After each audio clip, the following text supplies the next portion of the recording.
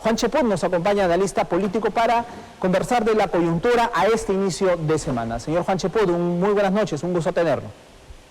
De igual forma, Carlos, muy buenas noches, es un placer conversar nuevamente contigo.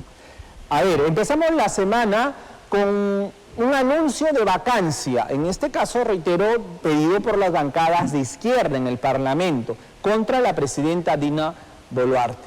En un primer término, el presidente del Consejo de Ministros, el señor Otárola, ha manifestado lo siguiente: confiamos en que el Congreso mandará al archivo tan absurdo pedido. Lo ha dicho Alberto Otárola, presidenta de la PCM. ¿Qué análisis daría usted en torno a ello?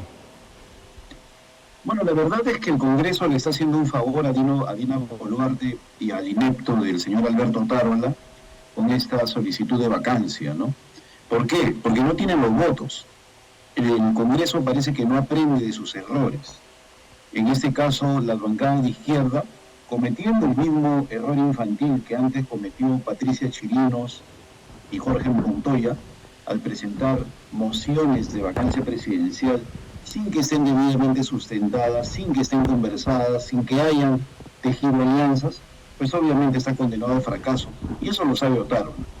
Solo de que plantea la situación como un triunfo anticipado, cuando dice espero que lo manden al archivo, porque simplemente él sabe que no tiene los votos.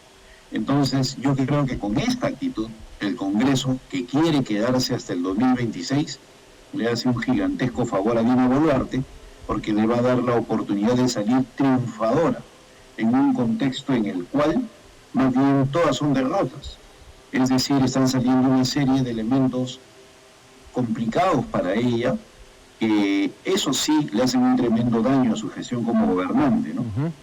Ahora, hay que recordar y remarcar también que este nuevo pedido de vacancia o este pedido de vacancia contra Dina Boluarte ha sido solicitado por las bancadas de izquierda, así que será la izquierda quien le hace el favor a Dina Boluarte y será la izquierda quien quiera también perpetuarse jugando a pared con la derecha ahí en el Congreso. En este caso lo hacen por torpes, estimado Carlos. Ellos seguramente han querido plantear posición respecto al comportamiento sinuoso de Dina Boluarte, pero una moción de censura que requiere 87 votos quiere de un trabajo coordinado. Yo he estado en un parlamento en el cual hubo 3 mociones de vacancia y las 3 fracasaron, pero generaron una crisis política, en el caso específico de Pedro Pablo Kuczynski, que tuvo que renunciar. Sí.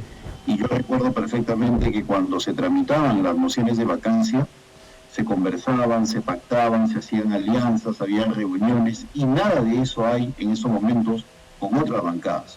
Se requieren los votos de la derecha, que no los tienen, y en ese sentido eso está condenado al fracaso. Pero nos permite ver una figura que es completamente atípica y que es una de las razones de fondo para que el pueblo esté indignado. La señora Boluarte llegó al poder con una plancha presidencial en la cual estaba Pedro Castillo. Y esa plancha presidencial era apoyada por la izquierda. Entonces, cuando vemos que el sur se levanta y reclama sobre la traición de Dina Boluarte, ahí está la respuesta. ¿Quiénes son las bancadas que hoy apoyan a Dina Boluarte? Fuerza Popular, es decir, el fujimorismo; Renovación Popular, es decir, el grupo de Rafael López Aliaga; Avanza País, ese grupo sin liderazgo, desordenado, ¿no?, pero que ahí está el Hernando de Soto; y APP. Son las principales fuerzas políticas que respaldan a Dina Boluarte y son consideradas como del espectro de la derecha.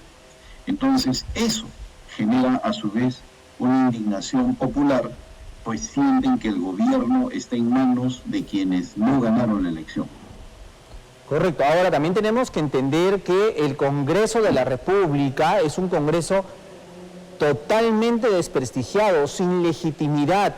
Usted en una entrevista dice, es un Congreso que no legisla, que no fiscaliza y que no representa a nadie. O sea, simplemente se representan ellos.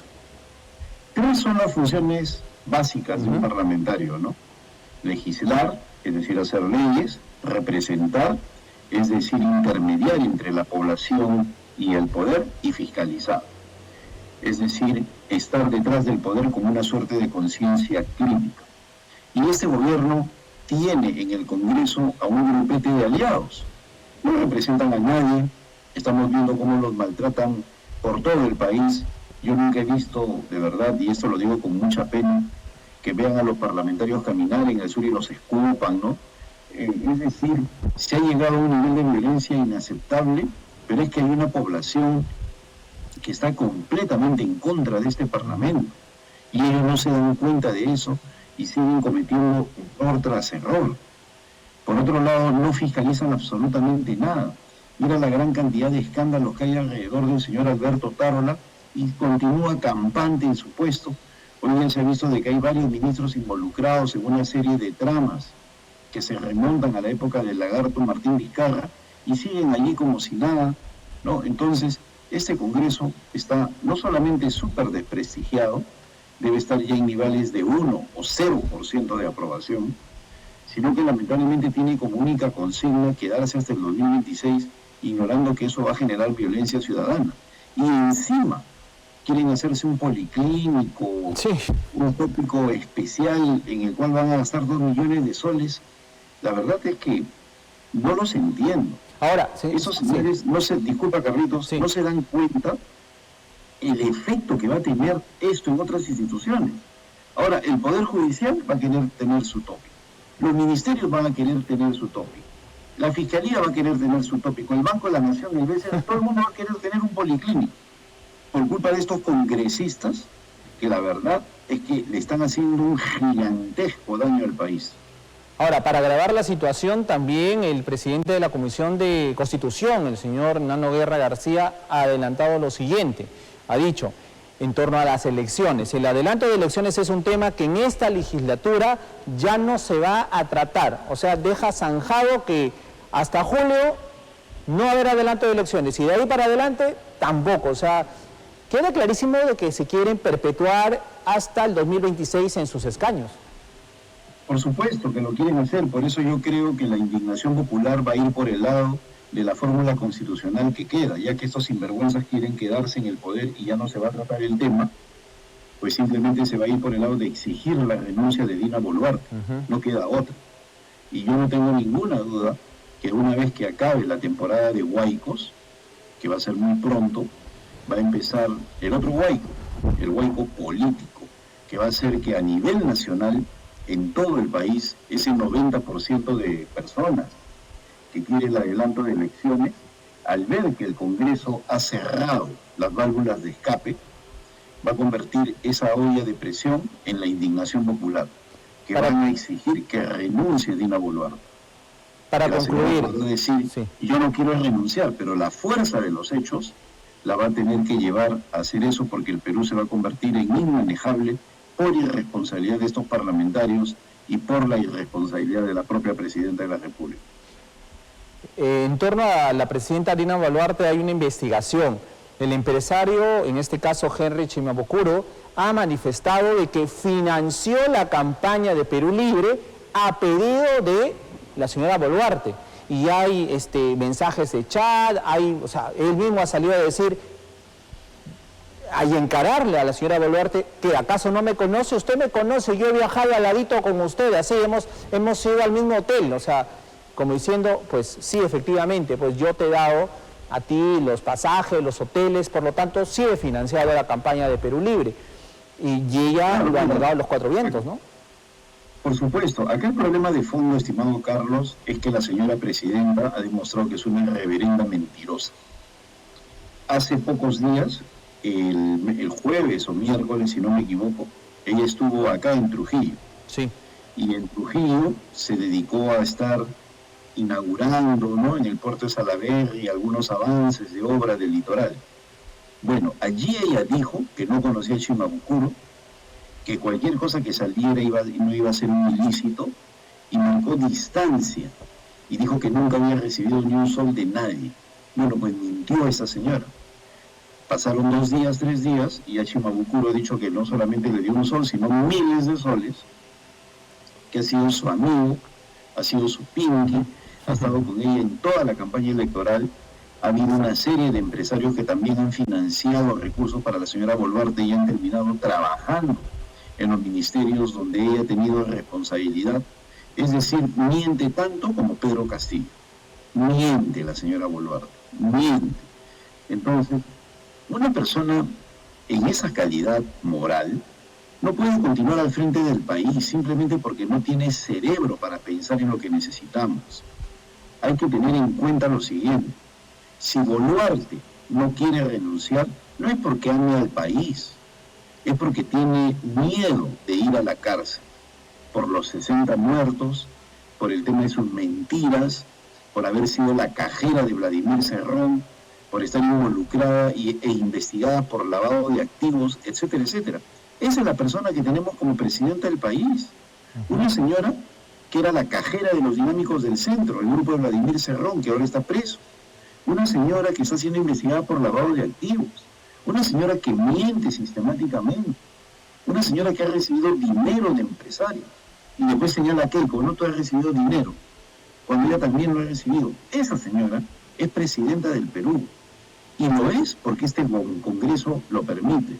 Por eso yo creo que la indignación popular va a ir por el lado de exigir la renuncia de Dina Boluarte, y ella está subestimando esa indignación popular. Ella cree que ya todo pasó y no se da cuenta de lo equivocada que está.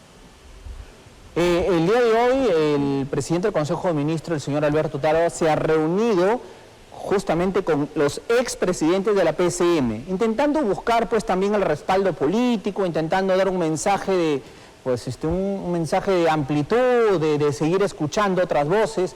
¿Cómo toma usted esta reunión? Como un té de tíos, así de simple, que no sirve absolutamente para nada de nada. En primer lugar, todas las personas asistentes, todos, ni uno tiene representación parlamentaria, ni uno.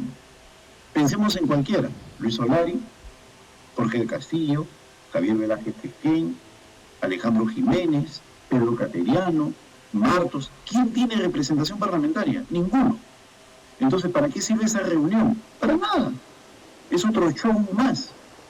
Otro show sin ningún tipo de incidencia en lo que significa la marcha del país.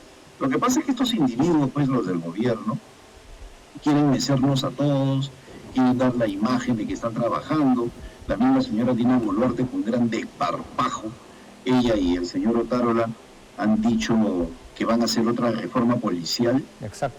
Cuando eso es lo que más salió. Pero Carlos, pensemos simplemente: ¿cuántos generales salieron con el lagarto Martín Vizcarra? ¿Cuántos generales volvieron a salir, sacaron con Francisco Sagasti? ¿Cuántos generales sacó Castillo con este sujeto Dimitri Senmach? ¿Y cuántos generales volvió a sacar hacia el final de su mandato en otra reforma? Y ahora viene Otárola a decir que van a hacer otras reformas y van a volver a sacar generales. Por favor, ya reaccionemos como país. Pero también es cierto que hay que limpiar la policía, Si ¿no? algo ha sido recontra reformado y mal hecho, es la Policía Nacional del Perú. Y este gobierno deslegitimado, este gobierno que no llega ni a 15% de popularidad, este gobierno que no tiene oposición parlamentaria, este gobierno repleto de mentirosos y de gente cuestionada, va a hacer una reforma de la policía. Si esa señora Dina Boluarte se ha hecho la que no sabe nada para no sacar a Alfaro, cuando ya se había descubierto de que este individuo estaba involucrado en casos de dinero. Entonces, ¿de qué estamos hablando? O sea, ya reaccionemos, nos están mintiendo todos los días este grupete. El Perú, mira lo que voy a decir: políticamente podemos llegar al 2026, políticamente, pero económicamente todo se va a destruir. Los negocios van a seguir quebrando, el turismo va a estar mal, la inestabilidad va a permanecer, etcétera, etcétera. Terrible. Todo económicamente se va a seguir deteriorando por culpa de estos sinvergüenzas. Ellos se van a aferrar políticamente, se pueden quedar hasta el 2026. Qué bacán, se quedan, ¿no? Pero la destrucción de la economía no va a tener parangón en este siglo. Terrible, terrible el escenario político que se viene y que se avisora, y que finalmente los pobres van a ser los que más sufran de todo esto, ojo, porque de hablar ya que... están sufriendo, sí, ya están sufriendo, ¿no? De la incompetencia de estos ministros. Mira, yo me paseo por diversos lugares, de verdad, de que acá sí tienen un gobernador que viene trabajando, que es César Acuña, pero anda por Lambayeque, donde he estado, y por Piura, para que veas el deterioro que hay, el gigantesco deterioro que hay. ¿Por qué? Porque el gobierno no responde, porque el gobierno no articula nada. No solamente ya los gobernadores, sino los ministros. Es un desastre lo que está pasando en Piura y en Lambayeque. Realmente terrible. Correcto. Entonces, la incompetencia de los ministros, estos ministros de cartón, agrava aún más el problema. Porque no saben qué hacer. Y sobre todo, mira, si tú vas a un lugar, y te lo digo como hombre de Estado, que he sido ministro, congresista, y nadie te conoce, no puedes hacer nada. Absolutamente nada. Ajá. Y estos ministros van a diversos lugares, mueven el dedito de un lado a otro y la gente no sabe ni siquiera que son ministros. Ni les hacen caso. Y cuando los reconocen, los votan. Entonces, vamos a confiar en esta gente. Por favor, no hay otra que el adelanto de elecciones, si no van a ser 3 años terribles para el país. Correcto. Señor Juan Chepuz, le agradezco muchísimo por estar esta noche con nosotros y haber iniciado la semana con el análisis en torno, pues, a la coyuntura política.